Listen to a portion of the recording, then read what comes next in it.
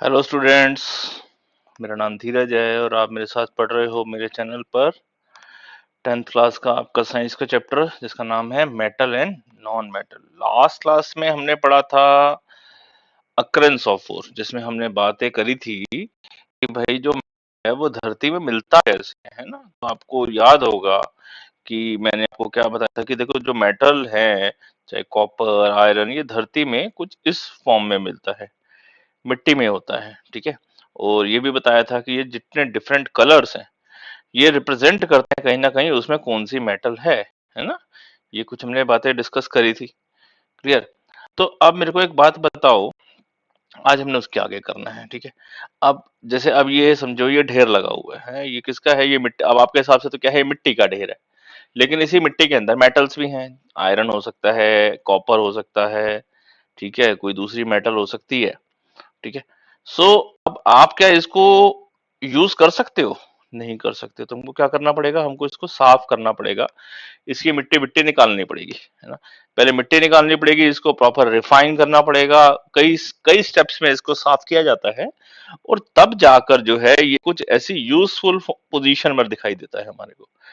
फिर हम इसको भी, ये जो प्लेट, ये जो रॉड्स, ये जो वायर्स हैं या ये जो प्लेट्स हैं, इसको भी हम एज इट इज यूज नहीं कर सकते हैं। इसको भी फर्दर प्रोसेस करके जो है यूजफुल फॉर्म में लाया जाता है, ठीक है।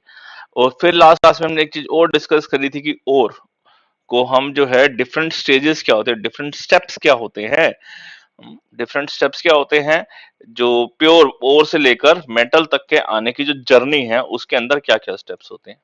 पहले हमने एक चीज डिस्कस करी थी कि लो रिएक्टिविटी सीरीज में क्या हो, जो सल्फाइड और उसको सीधा गर्म कर दो।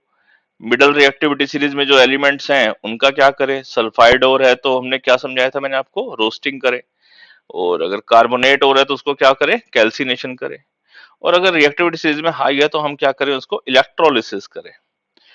फिर यहां से रोस्टिंग और कैल्सिनेशन के बाद जो मेटल ऑक्साइड फॉर्म में मिलती थी, और मेटल ऑक्साइड फॉर्म से हमने ऑक्सीजन को रिमूव करना है, जिस प्रोसेस को रिडक्शन बोलते हैं। और रिडक्शन से हमको प्योर मेटल मिलती है। फर्दर इसको भी प्योरीफाई किया जाता है, डिपेंड्स ऑन कि उस मेटल की हमारी रिक्वायरमेंट कहां पर है, ठीक है। तो आज का हमारा जो टॉपिक है इसके आगे है, और वो जो टॉपिक है बच्चों वो है enrichment of ore. Enrichment of ore का मतलब क्या हुआ? हमने उसको रिच करना है, ठीक है। अभी गरीब है, अब उसको अमीर बनाना है। व्हाट डू मीन बाय गरीब है? गरीब का मतलब उसका बहुत मिट्टी मिट्टी लगी हुई है ना। तो हमको मिट्टी उसकी रिमूव करनी है, ठीक है। तो ये मत सोचना कि गरीब अमीर, ये आपके समझ एक कंसेप्ट को एक विजुअलाइज करने के लिए है। सो तो सबसे पहले आज का टॉपिक है एनरिचमेंट ऑफ ओर। तो जो हमारा ओर है, जो धरती से निकलता है, उसमें बहुत सारी इम्प्योरिटीज होती है, ये तो आप समझते ही हो, ठीक है ना। जैसे मिट्टी है, सॉइल, सैंड, इसी को बोलते हैं गैंग। क्या बोलते हैं? गैंग। ये एक इंपॉर्टेंट डेफिनेशन है, पूछी जाती है, व्हाट इज गैंग, ठीक है ना। तो ये आपका है, ये गैंग की डेफिनेशन है। और ये जो इम्प्योरिटीज हैं, ये इम्प्योरिटीज जो है ये क्या करी जाती हैं?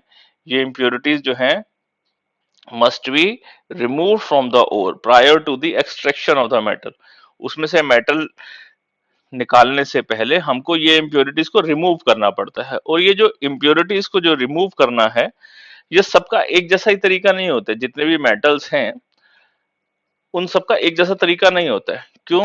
क्योंकि डिपेंड करता है कि इम्प्योरिटी कैसी है। अगर जैसी इम्प्योरिटी होगी उसी हिसाब से आप तो उसको अलग अलग करोगे। मेरी बात समझ आई? ठीक है ना। तो जैसे मैं आपको एक एग्जांपल बताता हूँ। जैसे कि हम आटा है ना, आटा आटा हम छानते हैं, ठीक है। तो आटा छानने में हमारे पास कुछ इस टाइप का होता है और यह जाली जाली सी होती है, और आटे को हम इसमें छानते हैं और यहाँ पर कुछ इम्प्योरिटीज रह जाती हैं, जिसे हम हिंदी में चोकर बोलते हैं, ठीक है। सो तो इस तरीके से हम उसको छान लेते हैं। हम चाय छानते हैं, ठीक है। तो चाय को हम एक जाली में से निकालते हैं और जाली में चाय रह जाती है और लिक्विड नीचे आ जाता है। तो ये डिपेंड करता है कि इम्प्योरिटी कैसी है। मेरी बात आपको समझ में आ रही है? अब अगर मिट्टी और पानी है, अगर मिट्टी और पानी है, तो मिट्टी और पानी अगर मिक्स है तो उसको क्या छानने बैठोगे इस वाली छन्नी से, तो क्या वो छन जाएगी? नहीं छन जाएगी। क्यों? क्योंकि इम्प्योरिटी वो मिट्टी इसमें से बह जाएगी। तो सेम मेथड जो है वो सबको अप्लाई नहीं होगा, ये डिपेंड करेगा उसमें इम्प्योरिटी किस प्रकार की है। अकॉर्डिंगली अगर हम उसको इम्प्योरिटी के बारे में हमारे को समझ होगी तो हम अकॉर्डिंगली जो भी फिजिकल या केमिकल मेथड्स हमको यूज करने हैं, फिजिकल मेथड या केमिकल मेथड यूज करने हैं, हम उसको अप्लाई करेंगे और उस इम्प्योरिटी को रिमूव कर लेंगे। समझ गए मेरी बात? तो सबके लिए एक जैसा प्रोसेस नहीं होता है। तो ये इस बात को कैसे लिखा गया है, इस बात को ये है कि द प्रोसेस जो है ना हमारा, it is used for removing the gangue from the ore, it depends upon the difference in the physical या chemical properties of the gangue and the ore. उसकी कुछ फिजिकल प्रॉपर्टीज कुछ केमिकल प्रॉपर्टीज जो है हम उनको समझते हैं और अकॉर्डिंगली हम जो है उसकी गैंग्यू को ओर से सेपरेट आउट करते हैं। समझ गए मेरी बात को? कोई दिक्कत तो नहीं है? तो डिफरेंट टेक्निक्स आर यूज्ड, ठीक है, different techniques are accordingly applied, जैसी जरूरत हो हम अकॉर्डिंगली वही वाली टेक्निक्स को यूज करते हैं। अब पहले बहुत समय पहले जब ये बुक थी, इस बुक से जो पहले वाला कोर्स था तो उसमें वो सारी डिफरेंट टेक्निक जो 5-7 मिनिमम टेक्निक्स जो थी वो एक्सप्लेन करी गई थी, ठीक है। लेकिन अब इस बुक और इस सिलेबस के अंदर जो है वो टेक्निक्स जो हैं वो आपको एक्सप्लेन नहीं करी गई हैं सीबीएसई बोर्ड के अंदर, और किसी बोर्ड के अंदर करी भी गई हैं, ठीक है। तो वो मैं अब उसके अंदर नहीं जाना चाह रहा क्योंकि मैं अभी इस बुक के अनुसार चल रहा हूँ। क्लियर? सो तभी मैंने बोला था आपको लास्ट लेक्चर के अंदर भी क्या, कि ये जो टॉपिक है ये बहुत वास्ट है, ठीक है। तो इसको साथ साथ रिवाइज करना जरूरी है। और ये टॉपिक इतना वास्ट है ना कि इसको एक ही चैप्टर के अंदर खत्म करना है। ये तो एक चैप्टर है मेटल नॉन मेटल, उसका एक सब टॉपिक है ना। तो सब टॉपिक में डिफाइन किया गया है, तो इसमें सारी चीजें कवर हो भी नहीं सकती हैं, लेकिन हाँ आपको एक जनरल एक ओवरव्यू दिया गया है, ठीक है। तो आपको ये चीजों को ध्यान से इसमें कुछ ऐसा नहीं है सिलेक्शन बेस्ड कि भाई ये हटा दो, ये याद नहीं करना है, ये करना है, ठीक है। चलिए आगे बढ़ते हैं। तो इसको अच्छे से पढ़ना है, जो मैं अंडरलाइन कर रहा हूं, जो मैं हाइलाइटर चला रहा हूं। पीडीएफ फाइल जो है आपको इसकी डिस्क्रिप्शन बॉक्स में मिल जाएगी, ठीक है। आप उसके लिंक को क्लिक करें, you will get the PDF. तो आप उसे आराम से बैठ के डाउनलोड करके नोट्स वोट्स बना सकते हैं, कोई इशू तो नहीं है। लास्ट लेक्चर जो हमने करा था मैंने आपको जो है अकरेंस ऑफ ओर का, उसका अगर आपने वो नहीं देखा है तो उसकी वीडियो भी जो है, उसका वीडियो का लिंक भी जो आपके डिस्क्रिप्शन बॉक्स में है। क्लियर? तो आप उसे चेक करो और उसे देखो, अगर आपको इशू आता है तो डाउट रेस करो। चलिए अब हम बात करते हैं extraction of metal which are low in the reactivities. वैसे तो मैं आपको बताऊंगा ये लास्ट क्लास में, लास्ट लेक्चर में मैंने सारी बातें बताई थी। क्या बताई थी, याद है आपको? चलो मैं एक बार आप लास्ट लेक्चर का एक चीज शॉर्ट दिखाता हूँ, आपको याद है ये वाला चीज? तो पहले हम इस बात को डिस्कस करते हैं। हमने क्या पढ़ा था, जो मेटल रिएक्टिविटी सीरीज में लो है और अगर वो सल्फाइड और है तो उस केस में हम क्या करेंगे, रोस्टिंग करेंगे। रोस्टिंग करने से मेटल मिल जाएगी। जैसे फॉर एग्जांपल हमने एग्जांपल लिया था मरकरी सल्फाइड, तो इसमें हम जो है गर्म करेंगे। रोस्टिंग क्या था, इन रोस्टिंग का था गर्म करेंगे इन द प्रेजेंस ऑफ ऑक्सीजन, जिसकी वजह से वोलेटाइल इंप्योरिटीज रिमूव हो जाएंगी, ये सूख जाएगा। जैसे मरकरी सल्फाइड ऑक्सीजन से रिएक्ट किया, it becomes mercury and sulphur dioxide. कभी कभी इक्वेशन जो है ना वो और तरीके से भी लिखी जा सकती है, जैसे कि अगर जैसे कि आपकी चलो बुक में लिखी है तो आपको उसी से ही समझाता हूँ कि आप उससे कंफ्यूज ना हो जाएं। तो देखिए अब यहाँ पर देखो, यहाँ पर देखिए मरकरी सल्फाइड और ऑक्सीजन रिएक्ट किए, इसको गर्म किया, ठीक है। तो क्या बन गया, मरकरी ऑक्साइड और सल्फर डाइऑक्साइड। अभी भी क्या है, यहाँ पर मरकरी ऑक्साइड मिला है। अब मरकरी ऑक्साइड फिर गर्म हो रहा है। What do mean by that? Actually देखो कंटेनर तो एक ही है, यह ये बात नहीं है यहाँ पर कि दो रिएक्शन लिखी है तो दो बार गर्म किया है। एक ही कंटेनर है, एक ही कंटेनर की तरह उसको गर्म कर रहे हैं। पहले मरकरी ऑक्साइड बन गया और फिर वो गर्म तो हो ही रहा है लगातार, तो मरकरी और ऑक्सीजन अलग हो गया। सही है? तो आप कहीं सोच रहे होंगे कि सर ने तो डायरेक्ट क्या लिख दिया था, सर ने लिख दिया था डायरेक्ट ये वाला स्टेप, ये ऐसे, ठीक है ना, ऐसे ही कुछ लिखा था। इसके साथ जो है हमने लिख दिया था ऑक्सीड के लिए लिख दिया SO2, ठीक है। तो वो भी ठीक है, डोंट वरी अबाउट इट। अगर आप वो भी लिख दोगे तो आपका कोई भी गलत नहीं करेगा, कोई भी टीचर कोई भी बोर्ड आपका गलत नहीं करेगा। अगर आपको ये लिखना है तो आप ये भी लिख सकते हो, सही है। तो इसको देखो कैसे स्टेप किया है, पहले क्या करेंगे, मरकरी सल्फाइड को ऑक्सीडाइज करेंगे, ऑक्सीजन से रिएक्ट करेंगे, गर्म करेंगे तो मरकरी ऑक्साइड मेटल ऑक्साइड बन गया। सल्फर डाइऑक्साइड जो बन गई वो गैस जो है वो हवा में उड़ गई। ठीक है, अब मरकरी ऑक्साइड को फिर दोबारा अगर हम जब गर्म करते जाएंगे तो मरकरी अलग हो जाएगा। ये देखो लिक्विड फॉर्म में आ गया, ये लिक्विड है, कंटेनर के नीचे बैठ जाएगा और ऑक्सीजन गैस जो है वापस इस सिस्टम के अंदर आ जाएगी और वापस वो यूज होती रहेगी। ठीक है, सो देखो अब इसको लिखा कैसे है, the oxide of this metal can be reduced by heating alone.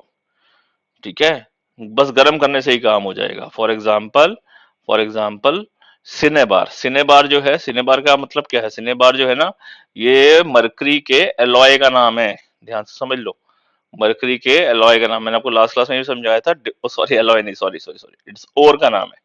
ठीक है, तो सिनेबार जो है वो एक ओर का नाम है। डिफरेंट मेटल्स के जो ओर है उनका अपना कुछ नाम है, इट डिपेंड करता है कि उसका वो उसकी कॉम्पोजिशन कैसी है, उसका कंपाउंड का फॉर्मूला कैसा है। हर टाइम जो मरकरी है वो सल्फाइड के साथ ही रिएक्ट नहीं करेगा, किसी और सब्सटेंस के साथ भी रिएक्ट कर सकता है।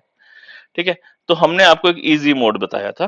ठीक है, सो सिनेबार है, सिनेबार इसमें क्या हो गया, मरकरी सल्फाइड एक मर ठीक है, अब जब इसे गर्म करेंगे तो पहले तो ये कन्वर्ट हो जाएगा मरकरी ऑक्साइड में, और mercury oxide is then reduce, reduce का मतलब उसमें से ऑक्सीजन निकल जाएगा टू मरकरी रह जाएगा ऑन फर्दर हीटिंग, ज्यादा गर्म करेंगे तो। ठीक है, सिमिलरली कॉपर भी इसी तरीके से किया जा सकता है। कॉपर का जो सल्फाइड हो रहा है, मैं बताऊं, कॉपर का जो सल्फाइड हो रहा है पहले ऑक्सीजन के साथ रिएक्ट किया, क्या बना, कॉपर ऑक्साइड और सल्फर डाइऑक्साइड। ठीक है, और उसके बाद कॉपर ऑक्साइड और कॉपर सल्फाइड। अभी देखो आप ये बस सोचोगे कॉपर सल्फाइड कहां से आ गया, अरे एक ही कंटेनर में तो है, उसी कंटेनर में कॉपर ऑक्साइड बना हुआ है, कॉपर सल्फाइड पहले से, ये दोनों फिर रिएक्ट कर जाएंगे और क्या बन जाएगा, कॉपर अलग हो जाएगा और सल्फर डाइऑक्साइड बन जाएगा। तो इन दोनों सिचुएशन में SO2 गैस बाहर आ जाएगी। ठीक है, समझ आ गई मेरी बात। तो अगर आप इसे इस फॉर्म में याद करेंगे तो भी ठीक है, और अगर आपको थोड़ा सा इशू आता है, अगर आपको लिखने में दिक्कत आती है तो इसको हम ऐसे कर देते हैं, CO2s plus oxygen gives Cu plus SO2। ठीक है, इसके बाद इक्वेशन को आप बैलेंस कर लो। मेरी बात समझ में आ गई? तो अब जो है इसे मैं लिख देता हूं बैलेंस इट। तो ये भी इक्वेशन जो है वो ठीक है। जिस बच्चों को ये वाली दो इक्वेशंस याद नहीं होती, अगर वो आप ये भी याद कर लोगे तो दिस इज ऑल्सो गुड। ठीक है बच्चों, यहां तक मेरी बात समझ आ गई।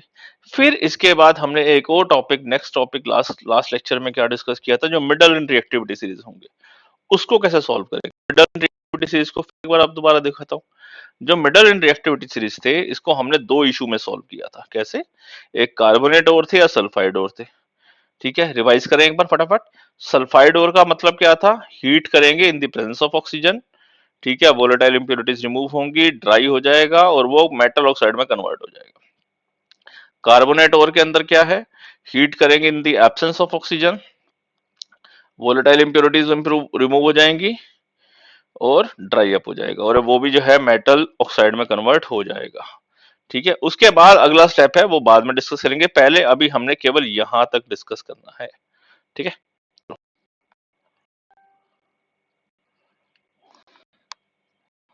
चलिए। तो अब इसमें कौन कौन से मेटल यूज करेंगे जो मिडल इन रिएक्टिविटी सीरीज में, वो है आयरन, जिंक, लेड, कॉपर। अब आप सोचोगे कॉपर तो सर मीडियम लो रिएक्टेंट में भी था और हाई रिएक्टिविटी सीरीज में भी था, है ना। तो ये मैंने आपको क्या बताया था, ये डिपेंड करता है कि वो और बच्चों किस प्रकार का है। ठीक है, और किस प्रकार का है, उसके साथ वो और जो मेटल ने कैसा कंपाउंड बनाया हुआ है, ये बहुत मैटर करता है। चलिए, तो जनरली जो प्रॉपर जो है, ये जो ओर हैं या तो सल्फाइड फॉर्म में मिलते हैं या कार्बोनेट, मतलब copper carbonate, zinc carbonate, lead carbonate, iron carbonate, या iron sulphide, zinc sulphide, lead sulphide, etcetera. ठीक है, सो और ये इनको जो है हमने सेपरेट आउट करने की टेक्निक जो है वो अच्छे से समझ ली है, और हम उसको फटाफट करते हैं। ठीक है, तो सल्फाइड और जो है, सल्फाइड और की बात करें, सल्फाइड और जो है easily converted into oxide by heating. अब ये सल्फाइड, ये जो है रोस्टिंग की डेफिनेशन है। ठीक है, तो मैं ये अंडरलाइन कर रहा हूं, द सल्फाइड ओर को किस में कन्वर्ट करेंगे, ऑक्साइड फॉर्म में कन्वर्ट करेंगे by heating strongly in the presence of excess air, खूब ऑक्सीजन देंगे, ठीक है। And this process is known as roasting, this process is known as roasting. तो ये रोस्टिंग की डेफिनेशन है। डन। अब इसके बाद ही बात करें अगर हम अगली कि द कार्बोनेट और जो है वो उसको मेटल ऑक्साइड में कन्वर्ट करने के लिए हीट करेंगे in strongly in limited air, limited air या नो एयर, बहुत ही कम एयर होगी, अगर एयर कम होगी तो ऑक्सीजन भी कम होगी, ठीक है। This process is known as the calcination, ठीक है। अब उसके अंदर जो है रिएक्शन क्या होंगे वो देखो। अब जब आपको डेफिनेशन आएगी ना तो आप इसे, डेफिनेशन आएगी तो कैसे कैसे लिखनी है, रोस्टिंग की आएगी तो आपको पहले ये लिखेंगे, ठीक है। कैल्सिनेशन आएगी पहले उसकी डेफिनेशन लिखेंगे, फिर उसके साथ केमिकल इक्वेशन लिखेंगे। तो रोस्टिंग के लिए केमिकल इक्वेशन है वो ये लिखनी है आपको, zinc sulphide plus oxygen gives zinc oxide और सल्फर डाइऑक्साइड, ये याद रखनी है। और कैल्सिनेशन के लिए जो आपने डेफिनेशन यूज करनी है वो करनी है, जिंक कार्बोनेट हीट करेंगे तो जिंक ऑक्साइड और कार्बन डाइऑक्साइड, ठीक है। तो ये क्लास लेक्चर में भी मैंने आपको सिखाया था, ठीक है। नाउ अब इसके बाद यहां तक तो हो गया। अब हमारे का क्या स्टेप है, देखो फिर वापस चलते हैं, वापस उसी टेबल को। आप कहोगे सर बार बार टेबल को स्क्रीन को ऊपर नीचे क्यों कर रहे हो, क्योंकि यहाँ तक इसको पूरे फ्लो चार्ट को ना बच्चों समझना बहुत जरूरी है, ठीक है। तो ये ऑक्साइड ऑफ मेटल तक आ गए। अब यहां से हमको रिडक्शन ऑफ मेटल में आना है। रिडक्शन ऑफ मेटल का मतलब ऑक्सीजन यहां से रिमूव करनी है। ऑक्सीजन की रिमूव करने के प्रोसेस को बोलते हैं रिडक्शन, ठीक है। अब ऑक्सीजन कैसे रिमूव करी जाए, ठीक है। ऑक्सीजन मूव करने के लिए कोई ऐसे एलिमेंट्स इसके साथ रिएक्ट करने चाहिए जिससे ये ऑक्सीजन को क्या कर जाए, ऑक्सीजन उसकी खा जाए, है ना, ठीक है। तो this phenomena is known as the reduction, ठीक है। और जो सब्सटेंस को हम यूज करेंगे उसे बोलेंगे रिड्यूसिंग एजेंट। क्या बोलेंगे, रिड्यूसिंग एजेंट, ठीक है। तो देखो जैसे जिंक ऑक्साइड है, इसे मैं कार्बन के साथ रिएक्ट करूं तो क्या हो जाएगा, ये जो जिंक ऑक्साइड में कार्बन जो है ऑक्सीजन के साथ रिएक्ट कर जाएगा, तो कार्बन और ऑक्सीजन रिएक्ट करके कार्बन डाइऑक्साइड या कार्बन मोनोऑक्साइड बना लेंगे, ठीक है। और जिंक जो है वो अलग हो जाएगा। सही है, बात समझ आ गई। तो इसका मतलब यहाँ जो कार्बन है वो क्या हो गया, एक रिड्यूसिंग एजेंट हो गया। तो हमको जो है सुटेबल मेटल ऑक्साइड जो है, मेटल ऑक्साइड को जो है रिड्यूसिंग एजेंट यूज करके जो है हम कॉरस्पॉन्डिंग मेटल हमको मिल सकता है। सही है, समझ आ गई मेरी बात। तो यही है रिडक्शन। ऑक्सीडेशन हो रहा है नहीं हो रहा है, देखो यहाँ पर ऑक्सीजन का लॉस हो रहा है तो ये रिडक्शन हो रहा है, कार्बन में ऑक्सीजन गेन हो रहा है तो यहाँ ऑक्सीडेशन हो रहा है। ये रिएक्शन आपने पहले भी पढ़े थे, लेकिन तब आप जो पहले चैप्टर में पढ़ रहे थे आपको पता नहीं था कि ये कैसा क्यों कर रहे हैं, ऐसा हो क्या रहा है, लेकिन असली में देखो उसका समझना इसके लिए जरूरी होता है। अब कार्बन को हम कोक भी बोलते हैं, कोक पीने वाली कोक नहीं, ठीक है, कोकीन वाली कोक भी नहीं, हाँ हाँ कोक बोलते हैं उसको भी, दोनों इन सभी को कोक बोलते हैं, ठीक है। तो कार्बन के पाउडर को कोक भी बोलते हैं, ठीक है। So carbon coke is reduce to metal oxide, to metals, ठीक है। यहां तो हमने देख लिया, ठीक है।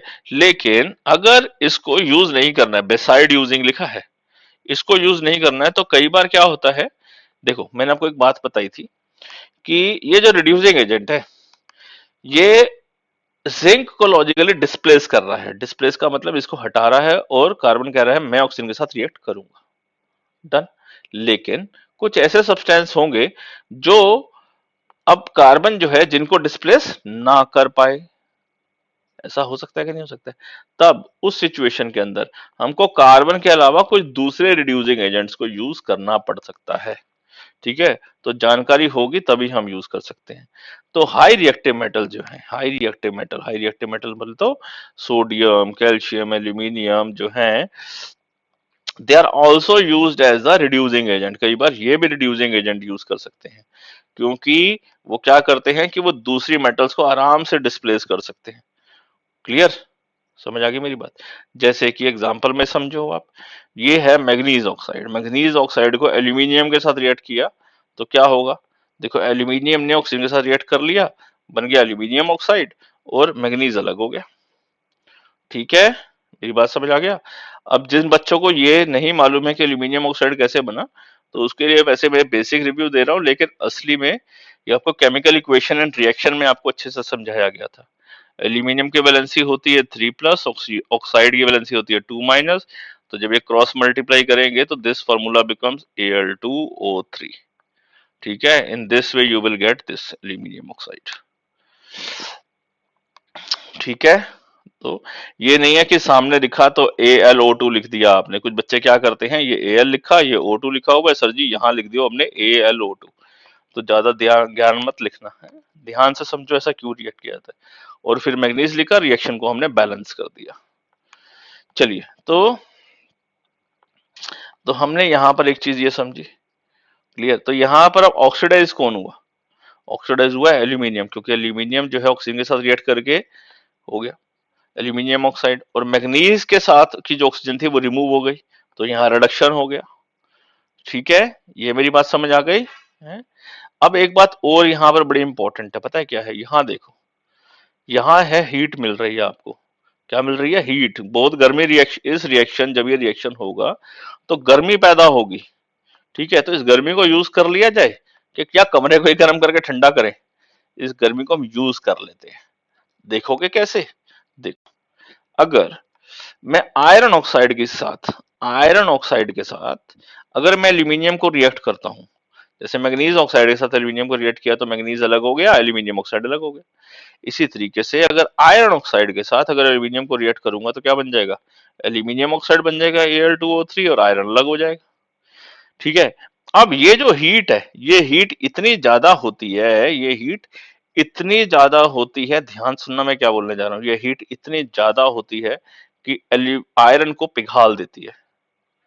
आयरन लिक्विड फॉर्म में बन जाता है। हमने कोई गर्मी नहीं दी, किसी हीटर में नहीं रखा है इसको, हमने हमने किसी इसको हीटर में नहीं रखा है, कोई फर्नेस नहीं, कोई आग नहीं जलाई, कोई कुछ नहीं, लेकिन ये इतनी गर्मी पैदा हो जाती है कि यहाँ आयरन पिघल जाता है। और पिघले हुए आयरन को हम यूटिलाइज कर लेंगे कहां पर, वेल्डिंग करने के लिए। कहां वेल्डिंग कर सकते हैं, ऐसी जगह जहां बिजली नहीं है। क्योंकि आपने देखा होगा जनरली जो है, अभी देखो जैसे रेलवे ट्रैक है ये, ठीक है, तो अब रेलवे ट्रैक जो है, अब यहाँ पर जंगल के बीच में बैठा हुआ है एक आदमी है, और यहाँ पर रेलवे ट्रैक टूट गया किसी भी कारणवश। ठीक है ना, तो उसको वेल्ड तो करना है, या रिमोट एरिया में कोई बड़ी बड़ी फैक्ट्री है और वहां पर जो उसका बिजली पैदा करने वाला जनरेटर है वही खराब हो गया, और वेल्डिंग करनी है मेरे को, उसी को ही जाकर वेल्ड करना है, तो कैसे करेंगे, तो तब हम इस प्रोसेस को यूज करते हैं। ठीक है, तो उस सिचुएशन में क्या होगा, जो आयरन पिघलता है, तो वेल्डिंग में होता क्या है, हम इतनी जो इलेक्ट्रिसिटी प्रोड्यूस करते हैं ना, उसमें आयरन को पिघाल लेते हैं और आयरन को पिघाल कर उन क्रैक्स के अंदर भर देते हैं। This is called welding. ठीक है, तो ये जो पिघला हुआ आयरन है ना, यहाँ पर वो हम जो है वेल्डिंग करके, जो ये ब्रेक लगा होगा, यहाँ पर ब्रेक टूटा होगा ना, यहाँ पर उस पोर्शन के अंदर आयरन को भर देंगे। समझ गया, समझ गए। तो ऐसे प्रोसेस, ये जो वेल्डिंग का जो ये वाला तरीका है, इसे बोलते हैं थर्माइट वेल्डिंग। ठीक है, याद रखना, पूछा जाता है what do you mean by thermite welding. तो थर्माइट वेल्डिंग में आप जो है ये प्रोसेस को लिख कर आएंगे, ये रिएक्शन लिख करके आएंगे, और ये रिएक्शन लिख कर आएंगे, छोटी सी बात लिख कर आएंगे। तो अब क्या हो गया कि the reaction Fe2O3 with aluminium जो है रेलवे क्रैक्स को या मशीन क्रैक्स को ज्वाइन करने का काम आता है। This reaction is called the thermite reaction. सबसे ज्यादा इंपॉर्टेंट बच्चों, ये तो लिख लिया, ये तो बात याद हो ही जाएगी, आप लिख ही दोगे, लेकिन लेकिन इंपॉर्टेंट बात ये है कि ये रिएक्शन जो है ना, आपको जरूर मस्ट मस्ट लिखना है। क्या लिखना है, मस्ट, 100%। क्लियर,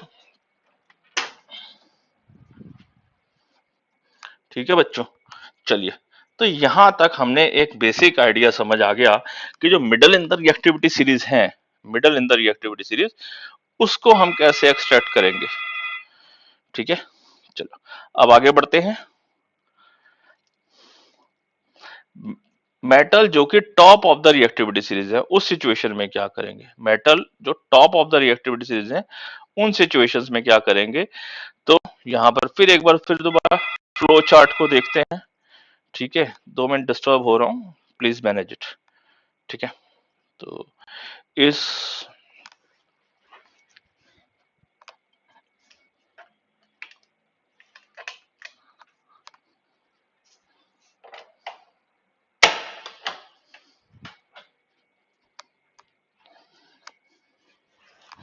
अब जो मेटल, याद करो मैंने यहां पर आपको पढ़ाया था, जो metal high in reactivity series है उसको हम क्या करेंगे, इलेक्ट्रोलिसिस करेंगे। हम इसमें इलेक्ट्रिसिटी पास करेंगे इसे एक मोल्टन सॉल्यूशन में डालकर, और फिर हमको एक प्योर मेटल मिलेगी। क्या मिलेगी? Pure metal. ठीक है, तो उसको एक बार फटाफट रिवाइज करते हैं अब इस प्रोसेस कैसे किया जाता है, फिर हमारा ये फ्लो चार्ट का पूरा कंसेप्ट क्या हो जाएगा, पूरा हो जाएगा। तो जो मेटल्स, बच्चे जो मैं अंडरलाइन कर रहा हूं ना उसको ध्यान से करना है, ठीक है, और ये आपके ऑटोमेटिकली नोट्स बन जाएंगे, और इसी को इसी तरीके से याद करते रहोगे तो कोई इशू नहीं आएगा। डन। चलिए आगे बढ़ते हैं। जो metal high in reactivity series हैं वो आराम से जो है हमने देखा कार्बन के साथ या दूसरे कंपाउंड के साथ रिएक्ट नहीं कर पाएंगी, और वो रिड्यूस नहीं हो पाएंगी, मतलब ऑक्सीजन उसके साथ रिएक्ट नहीं कर पाएगा, ऑक्सीजन उसके साथ रिएक्ट नहीं कर पाएगा। ठीक है, ठीक है जी। अब जैसे कि एग्जांपल समझो आप, कार्बन अगर सोडियम का ओर है, ध्यान सुनना मैं क्या बोल रहा हूं, सोडियम का जो ओर है ना, सोडियम ऑक्साइड का, कार्बन उसके साथ रिएक्ट नहीं कर पाएगा, सोडियम का, मैग्नीशियम का, कैल्शियम का, एल्यूमिनियम का। ठीक है ना, मतलब क्या हुआ, जैसे कि समझो सोडियम ऑक्साइड है प्लस कार्बन है, ठीक है, ये Na2O होता है। ठीक है, अब इसके साथ मैं कार्बन रिएक्ट करूंगा तो ये कार्बन जो है ऑक्सीजन को रिएक्ट नहीं कर पाएगा, नो रिएक्शन, नो रिएक्शन। ठीक है बच्चों, तो अब इस सिचुएशन में क्या करें, इसका ऑक्सीजन यहां पर हम कैसे हटाएं। ठीक है, यहाँ पर ऐसे ही मैं बात करूं कि भाई ये सोडियम ऑक्साइड की जगह यहां पर मान लेते हैं सोडियम क्लोराइड, NaCl। ठीक है, और यहां पर हम बात करें कि Ca जो है वो Cl के साथ रिएक्ट कर जाए, ठीक है, CaCl2 को, तब भी नहीं हो पाएगा। क्यों? क्यों नहीं हो पाएगा? क्योंकि सोडियम बहुत ज्यादा रिएक्टिव है, सोडियम रिएक्टिव है तो वो कार्बन सोडियम को डिस्प्लेस ही नहीं कर पाएगा। क्या नहीं कर पाएगा? डिस्प्लेस नहीं कर पाएगा। तो दैट इज द रीजन हम कार्बन को रिड्यूसिंग एजेंट की तरीके से यूज नहीं कर सकते।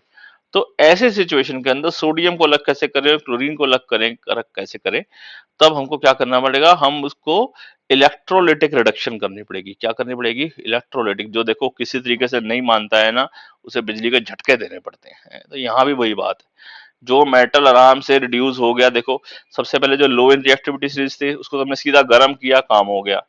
मिडल इन रिएक्टिविटी सीरीज थी तो हमने वहां एक रिड्यूसिंग एजेंट यूज कर लिए, कार्बन, एल्यूमिनियम एटसेट्रा। अब जो टॉप इन रिएक्टिविटी सीरीज है वो रिड्यूस नहीं हो रहे, ना गर्म करने से ना रिड्यूसिंग एजेंट को यूज करने से, तो क्या करेंगे, बिजली डलवाएंगे। तो इस फिनोमिना को बोला जाएगा इलेक्ट्रोलिटिक रिडक्शन। ठीक है, तो मेटल्स,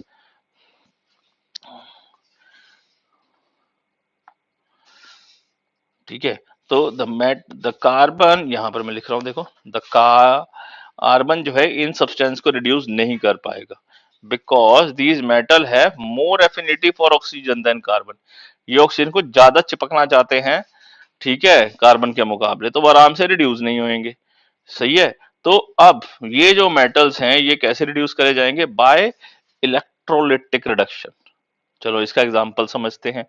जैसे कि सोडियम क्लोराइड हो, मैग्नीशियम क्लोराइड हो, कैल्शियम क्लोराइड हो, जनरल एक बात है, ठीक है, तो उसका हम इलेक्ट्रोलिसिस कैसे करते हैं, by molten chloride. Molten chloride बोले तो electrolysis of their molten chloride, मतलब कि पिघला हुआ सोडियम क्लोराइड, पिघला हुआ मैग्नीशियम क्लोराइड, मैग्नीशियम कैल्शियम है तो कैल्शियम क्लोराइड, ठीक है, उसको हम जो है एक लिक्विड, जो लिक्विड फॉर्म है इसको हम क्या कर देते हैं, एक कंटेनर में डाल देते हैं, एक कंटेनर में डाल देते हैं, और वहां पर दो इलेक्ट्रोड्स डालते हैं, दो इलेक्ट्रोड्स डालते हैं, और इन इलेक्ट्रोड्स को बैटरी से कनेक्ट करते हैं। एक इलेक्ट्रोड पॉजिटिव टर्मिनल से कनेक्ट होगी और एक नेगेटिव टर्मिनल से कनेक्ट होगी। इतनी बात तो समझते आए, समझ आती है, आती है ना। नाउ जो बात याद रखनी है, जो क्वेश्चन में जरूर पूछी जाती है, जो मेटल है, अब इससे क्या होगा, सोडियम अलग हो जाएगा और क्लोरीन अलग हो जाएगा।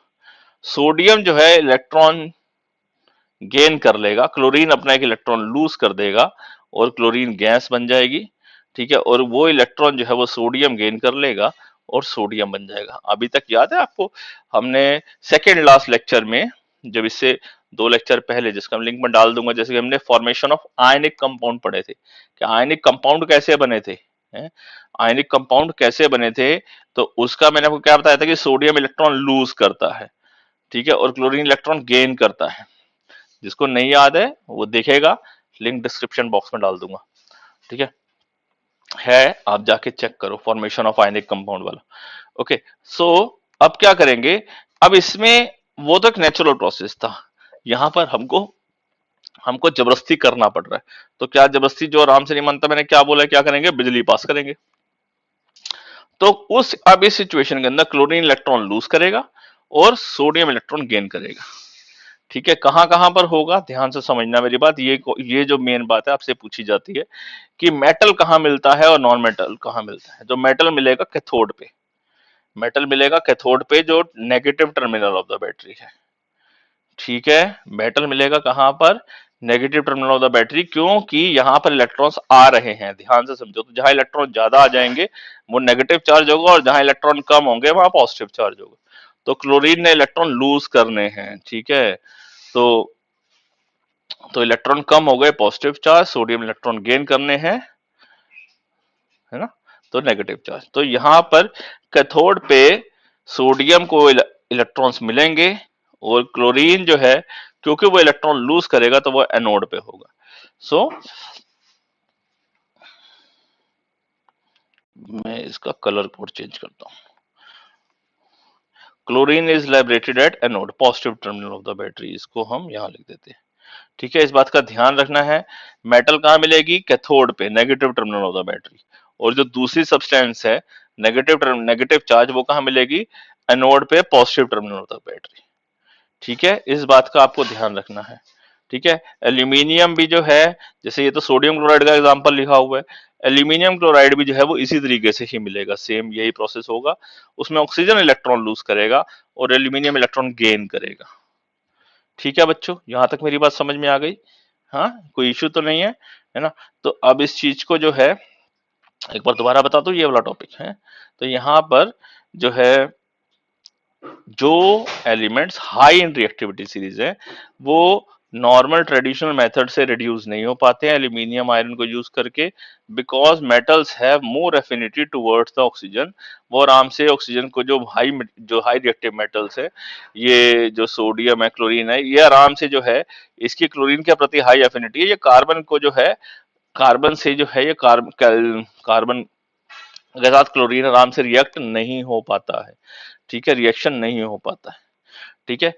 सो क्योंकि ये हाई रिएक्टिव है तो डिस्प्लेस ही नहीं करेगा ना, सिंपल कंसेप्ट में बात करें तो डिस्प्लेसमेंट रिएक्शन ही नहीं होगा, ठीक है। तो उस केस में हमको क्या करना पड़ता है, हमको इलेक्ट्रिसिटी पास करनी पड़ती है, और इलेक्ट्रिसिटी पास करेंगे तो उसका जो मोल्टन सॉल्यूशन लिया जाता है, मोल्टन सॉल्यूशन लिया जाता है, मोल्टन सॉल्यूशन लिया जाता है।